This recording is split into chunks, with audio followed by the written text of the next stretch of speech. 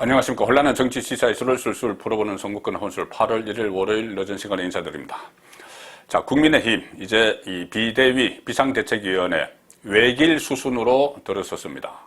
이 권성동 직무대행 체제가 20 며칠 만에 이 마무리를 하고 오늘 의원총회에서 비대위로 가기로 결정을 했습니다.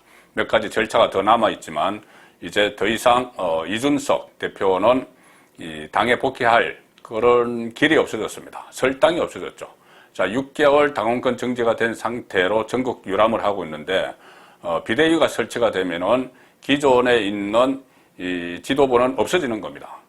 자, 그것이 당원 당규에 있고 그것을 오늘 의원총회에서 당원 당규에 있는 것 중에 이 비상 상황 이 대목을 끌어내서 지금을 비상 상황으로 규정을 하고 비대위를 발족을 하기로 했기 때문에 근데 이 비대위는 오랫동안 하는 게 아닙니다. 이것은 조기 전당대회를 준비하기 위한 비대위입니다. 그래서 당 내에서 아마 중진위원, 오선의 중진위원이 비대위원장을 맡아서 전당대회를 준비하는 그런 역할을 할 텐데 전당대회에서 새 지도부가 뽑히면 이제 이준석 대표는 돌아갈 길이 없는 거죠. 그전에는 6개월 당원권 정지 기간이 끝나면 다시 돌아가서 당대표직에 복귀할 것이다. 자, 이런 계산을 하고 전국을 다니면서 지지층들과 만나는 이런 이벤트를 벌여왔는데 이제는 그것도 소용이 없게 됐습니다.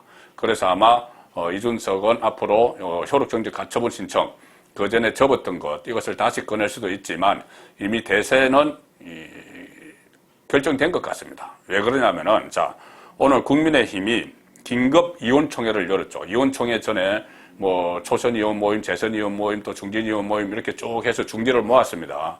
중지를 모으고 의원총회에서는 거의 이것을 확인하는 자리였는데 지금 당의 상황을 비상 상황으로 이렇게 규정을 했습니다. 비상 상황. 그래서 당 지도 체제를 지금 비상 상황이니까 비상대책위원회로 전환한다.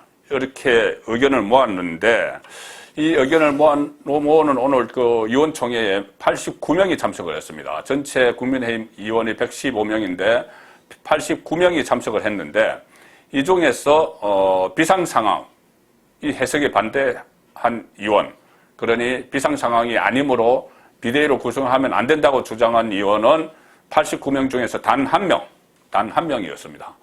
김웅 의원이죠. 김웅은 이준석과 개인적으로 가까운 사이고 최근에 김웅 편을 김웅이 이준석 입장을 두둔하는 그런데 딱 한 명 나왔다는 거죠. 하태경 의원이 유일하게 이준석이다 이런 이야기까지도 있었는데 하태경도 일단 비대위 쪽으로 가는 걸로 그렇게 입장을 밝혔습니다. 하태경은 약간 생각이 다릅니다. 비대위를 6개월 동안 한다는 거죠. 이준석이 돌아올 때까지. 그렇지만 그것은 하태경 개인의 생각이고 대다수는 이번 비대위는 조속히 조기 전당대회를 열어서 새 지도부를 출범을 시키고 그 지도부가 윤석열 대통령과 호흡을 맞춰서 국정을 운영해 나가고 또 8월 28일 탄생할 민주당 이재명 대표 체제에 맞서는 강력한 리더십을 가진 새 지도부, 당대표 그리고 최고위원을 선출하는 준비를 하는 것이 비대위다. 이렇게 대부분은 해석을 하고 있습니다. 지금 여러 가지 당원 당규상의 문제를 놓고 이 비대위를 구성할 수 있느냐 없느냐 상당히 논란이 많았죠. 그런데 의원총회에서 오늘 이 89명 중에서 88명이 결정을 했습니다.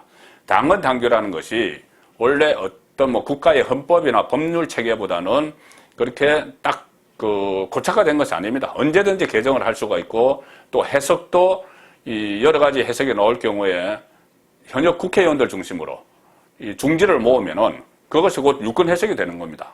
지금까지 관례적으로 그래왔죠.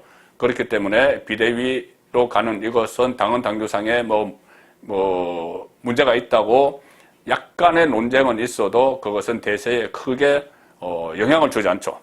오늘 의원총회가 끝난 뒤에 양금위원회 대변인이 결과를 발표를 했는데 이렇게 이야기했습니다. 최고위원들의 사퇴로 인해서 당이 비상상황 인지에 대한 국회의원들의 의견을 모았다.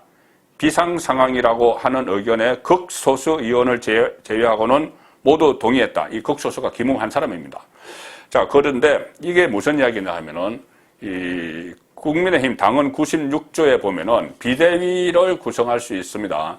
비상 상황일 때 비대위를 가동할 수 있다. 이렇게 이 규정이 되어 있는데 어떤 내용이냐면은 구체적으로는 이겁니다. 비대위를 구성할 수 있는 게 두 가지 경우, 구체적으로 두 가지를 예시를 합니다. 하나는 당 대표가 거리가 됐을 때, 또 하나는 최고위원회의가 기능을 상실했을 때 등, 이 두 가지를 하고 등 비상 상황일 때가 나옵니다. 자, 대표가 거리된 경우는 지금 적용을 할 수가 없죠. 이준석이 완전히 대표직에서 물러난 것이 아니고 6개월 동안 그 자격이 정지가 됐기 때문에 권리가 아니고 사고다. 이렇게 해서 직무대행체제가 들어섰던 거죠. 그러니 이것으로는 비대위로 할 수가 없습니다. 대표 거리로는. 두 번째, 최고위원회의의 기능 상실. 자, 기능 상실이 지금 되고 있죠. 계속 그 최고위원들이 줄사퇴를 하고 있습니다. 배현진, 조수진, 윤정석 이렇게 줄사퇴를 하고 있는데 다만 이 정원 9명, 지금 현재 7명의 최고위원 전원이 사퇴를 해야 된다. 또 이런 또 해석을 하는 쪽도 있기 때문에 이것도 논란의 소지가 있죠. 그래서 찾아낸 것이 비상상황입니다. 등 비상상황. 이 비상상황에서 비대위로 갈 수 있다는 걸 찾아낸 거죠. 그것을 의결을 한 거죠. 국민의힘 현역 국회의원들이. 자, 왜 지금 비상상황이냐? 누가 봐도 비상상황이죠.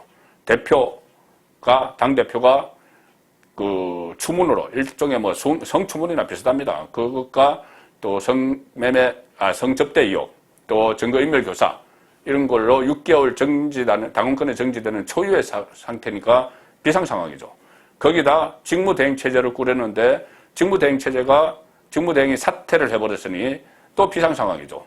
그리고 이어서 최고위원들이 줄사퇴를 하니까 비상상황입니다. 그래서 비상상황으로 규정을 하고 그 위원총회가 이 의견을 모았습니다. 근데 위원총회가 이것을 최종적으로 결정하는 기관은 아니죠. 이 중지를 모았기 때문에 일종의 결의를 했기 때문에 이것은 그 다음 절차를 거쳐야 되는데 이 비대위 발족과 관련된 의결은 상임전국위원회 또는 전국위원회에서 하도록 되어 있습니다. 당원에 보면은 상임전국위원회는 전국위원들이 상당히 많기 때문에 다 소집을 하기 어려울 때 상임전국위원회를 열어서 전국의 기능을 대신하죠. 이 전국의 기능은 일종의 전당대회의 기능을 축소한 겁니다. 자, 어쨌든 이 96조에 따라서 최고위 기능이 상실되는 이런 당의 비상 상황이 발생했을 경우에 안정적인 당 운영을 위해서 비대위를 지금 설치를 하는 것이고, 권총동 원내대표가 오늘 이총 모두 발언에서 이 당이 비상 상황에 직면해 있다. 이렇게 하면서 이를 돌파하기 위한 특단의 조치가 필요하다. 자, 이렇게 해서 이 중재가 모아졌습니다. 그렇게 되면 이제 최고위원회의가 전국위 개최를 소집을 하죠. 전국위를 소집을 하죠. 그 다음에 이 전국위 또 상임전국위원회가 비대위 전환 여부에 대해서 결정을 하게 되는데 현재 전국위 의장은 서병수 의원입니다. 그런데 서병수 의원이 오늘 또 좀 미묘한 말을 했죠. 비대위 전환에 좀 반대하는, 비대위로 전환을 하려면 합당한 명분과 근거가 있어야 되는데 그런 거 없다. 이렇게 반대를 했습니다. 비대위 전환. 왜 그러냐면 서병수는 대선 후보 경선 과정이나 이런 때 이준석과 또 호흡을 맞췄던 입장이고 서병수의 동생 서범수 의원이 이준석의 비서실장을 지낸 또 특수한 관계가 있습니다. 자, 이 상황인데 오늘 이 서병수 어떻게 이야기를 했냐면 그 다음에 오후에는 왜 우리가 당만 책임지느냐. 윤석열 대통령의 지지율이 떨어지고 하는 데 대해서 위기 상황을 맞은 데 대해서 왜 우리 여당만 책임지라고 하느냐. 왜 여당만 비대위로 가라고 하느냐. 납득할 수 없다. 대통령실도 책임져라. 이렇게 이야기를 했습니다. 자, 그런데 제가 오후에 전해드린 대로 지금 대통령실도 조만간 완전히 개편할 가능성이 높습니다. 이 인적 쇄신에 들어가죠. 그렇게 되면은 이 서병수 의원도 여기 비대위로 가는데 반대할 수가 없습니다. 더구나 국회의원 거의 전원이 만장일치로 찬성한 것을 서병수 혼자서 여기에 대해서 이 반대를 할 수도 없죠. 그럴 힘도 없습니다. 전국의 의장이라는 건 어떤 실권 있는 자리는 아니죠. 사회를 보는 그런 자리입니다. 자, 그래서 오늘 수순이 오늘 계속 진행이 됐습니다. 비대위로 가기 위한 수순이 진행이 됐는데 위원총회 결론이 내려졌기 때문에 이제 곧 이 비대위원회를 구성을 하는데 비대위원장 먼저 선임을 하겠죠. 비대위원장을 선임을 해서 빠르게 조기 전당대회를 준비를 하고 이것이 9월 정기국회 전에 정강석화처럼 뭐 할 수도 있고 아니면은 정기국회가 좀 마무리될 무렵 한 11월쯤에도 할 수도 있고 그건 지금부터 논의해야 될 상황입니다. 자, 조기 전당대회를 통해서 새 지도부가 출범을 하면은 이 2년 임기의 대표를 이번에 뽑을 겁니다. 지금 잔여 임기만 뽑는 거는 의미가 없죠. 자, 그래서 그 새 지도부가 이재명 대표 체제가 들었을 것이 확실한 민주당의 대여 공세에 대해서 방어도 하고 또 2년 후 총선 공천권을 부분적으로 행사를 하고 또 총선도 지휘하는 자, 그런 새 지도부가 들어서게 되면은 일단 두 가지 효과가 있죠. 하나는 이 윤석열 대통령 입장에서 그동안 정말 내부 총질만 하던 이런 당 대표가 아니고 호흡을 맞춰서 새 정부의 전반기를 같이 이끌어갈 수 있는 그런 당 지도부가 탄생을 하는 겁니다. 그리고 또 하나는 이준석 입장에서 보면은 이 설당이 완전히 사라지는 거죠. 제가 분석을 해드렸다시피 이준석은 이번 전당대회에는 출마를 못합니다. 6개월 그 정지가 되어 있기 때문에. 그리고 새로 출범되는 그 지도부가 2년 임기를 가지게 되면은 2년 동안 본인은 당에 들어가기가 어렵죠. 그리고 또 경찰의 수사도 남아 있습니다. 경찰이 기소 의견으로 검찰에 송치를 하면은 그때는 뭐 정치 생명이 거의 그 마무리된다고 봐야 됩니다.